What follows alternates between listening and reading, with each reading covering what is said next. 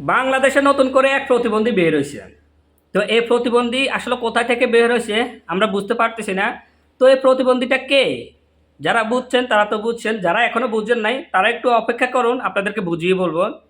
এই প্রতিবন্ধীটা হচ্ছে আমাদের মৌ সুলতানা, যে কিনা প্রতিনিয়ত শবনম ইয়াসমিন বুবলি আপুকে ছোট করে কথা বলতো, যে কিনা ভিডিও শুরু করার আগে শবনম ইয়াসমিন বুবলি একটা কথা বলতেন, যার কারণে এই মৌ সুলতানার জন্য শবনম ইয়াসমিন বুবলি আপু থানা জিডি করছিল। তবে ভাগ্য ভালো, এই মৌ সুলতানাকে থানা থেকে আবার অপু বিশ্বাস ম্যাডামে নিয়ে আসছিল। তো এখন আবার শুনতেছি এই মৌ সুলতানা নিজেই বলতেছে যে শবনম ইয়াসমিন বুবলি আপু নাকি তার জন্য মামলা করছে। তো মৌ সুলতানা, আপনি যদি এত ভালো হয়ে থাকেন তাহলে শবনম ইয়াসমিন বুবলি আপু কেন আপনার জন্য মামলা করছিল? আমরাও তো অপু বিশ্বাসের বিষয় নিয়ে কথা বলি।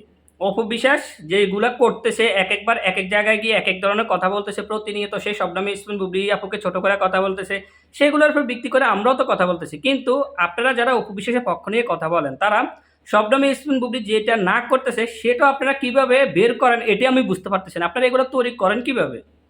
তো মৌ সুলতানের একটা বিষয় গতকালকে আমার চোখের সামনে পড়ছিল। সে বলতেছে, আমরা তো সবাই জানি গত দুদিন আগে হিমেল আশরাফ ভাই একটা কথা বলছিলেন যে প্রিয়তমা সিনেমার নায়িকা কিন্তু শবনম ইয়াসমিন বুবলি ছিল। শবনম ইয়াসমিন বুবলি আপু যদি প্রিয়তমা সিনেমাটি করতো তাহলে আমি অনেক বেশি খুশি হতাম। মানে হিমেল আশরাফ ভাই বলছিল যদি শবনম ইয়াসমিন বুবলি প্রিয়তমা সিনেমাটি করতো তাহলে আমি অনেক বেশি খুশি হতাম। তো এখন এই মৌ সুলতানা হিমেল আশরাফ ভাইয়ের এই কথাকে কেন্দ্র করে বলতেছে যে শিক্ষিত বক্তির আপুরা, আপনারা এত বেশি নাচানাচি করিয়েন না। হিমেল আশরাফ ভাই যে বলছিল প্রিয়তমা সিনেমাতে শবনম ইয়াসমিন বুবলি করার কথা ছিল, এটা নিয়ে আপনারা এত বেশি নাচানাচি করিয়েন না। অপু বিশ্বাস যে বসগিরি সিনেমা করার কথা ছিল, কিন্তু বসগিরি সিনেমা অপু বিশ্বাস করে নাই বলে শবনম ইয়াসমিন বুবলি করতে পারছে। অপু বিশ্বাস ছেড়ে দিছে বলে শবনম ইয়াসমিন বুবলি করতে পারছেন, মানে সে এটা বলতেছে। তো মৌ সুলতানা, আপনি আসলে কতটুকু মানে আপনার বোঝার ক্ষমতা আছে আমি জানি না।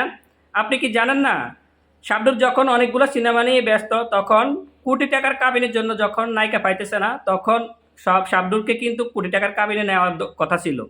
তখন শাবনূর যখন বলছিল আমি একটু ব্যস্ত আছি, তো শাবনূরের জায়গায় অপু বিশ্বাসকে নেওয়া হয়েছে, কিন্তু কোটি টাকার কাবিন সিনেমাটি করার কথা ছিল শাবনূরের। শাবনূর যখন ব্যস্ত ছিল তখন শাবনূরকে না নিয়ে অপু বিশ্বাসকে নেওয়ার কথা ছিল। যদি শাবনূর যদি কোটি টাকার কাবিন সিনেমাটি করতো তাহলে অপু বিশ্বাস এই সিনেমা জগতে আসতে পারতো না। শাবনূর ছেড়ে দিছে বলেই কিন্তু অপু বিশ্বাস এই কোটি টাকার কাবিন দিয়ে শাকিব খানের সাথে হয়তো সিনেমা জগতে এসে হয়তো দর্শক জনপ্রিয়তা কিছু পাইছে। তবে দর্শক জনপ্রিয়তা পেলেও সে পুরস্কার ওরকম মানে শ্রেষ্ঠ অভিনেত্রী পুরস্কার পায় নাই। তা আপনি যে বলতেছেন শিক্ষিত বকরিরা পুরা বেশি নাচানাচি করবেন না, এটা সেটা, আপনি আসলে একটু ভালো হবেন না? আপনার আচার ব্যবহার এত খারাপ কেন? আপনার এই ব্যবহারের জন্য শবনম ইয়াসমিন বুবলি আপু আপনিই বলতেছেন যে শবনম ইয়াসমিন বুবলিকে আপনার জন্য মামলা করছে। তো আপনার মতো প্রতিবন্ধীর জন্য মামলা না করবে, কার জন্য করবে? আপনার জন্য তো করা উচিত, কারণ আপনি কি চোখে কিছু দেখতে পাইতেছেন না? আপনি বলতেছেন বসগিরি সিনেমা অপু বিশ্বাস করার কথা ছিল, অপু বিশ্বাস ছেড়ে ছেড়ে দিছে বলেই শবনম ইয়াসমিন বুবলি করতে পারতেছে। তো অপু বিশ্বাসের আর শবনম ইয়াসমিন বুবলিটা আপনার মনে আছে? শাবনূর আপু যে সিনেমাটি ছেড়ে দিছে কোটি টাকার কাবিন, সেটা আপনার মনে নাই? আপনি নিজে ভালো হন, শিক্ষিত বক্তৃ আপুর আর বলার প্রয়োজন নাই। শবনম ইয়াসমিন বুবলি অবশ্যই শিক্ষিত, আর বকরি এটা কেমন ধরনের ব্যবহার? আপনার এই সমস্ত কথার জন্যই কিন্তু আপনি থানা পর্যন্ত গেছেন। হয়তো অপু বিশ্বাস আপনাকে থানা থেকে নিয়ে আসছিল, এটা আপনার ভাগ্য ভালো। তারপরে একটু সচেতন হয়ে যান, ভবিষ্যতে যাতে আবারও জিডি অফিসে যাওয়া না লাগে, সেজন্য আরও সচেতন হয়ে যান। মানুষকে অসম্মান করে কথা বলতে না শিখে সচেতন হয়ে যান, তাহলে মানুষ আপনাকে সম্মান করবে।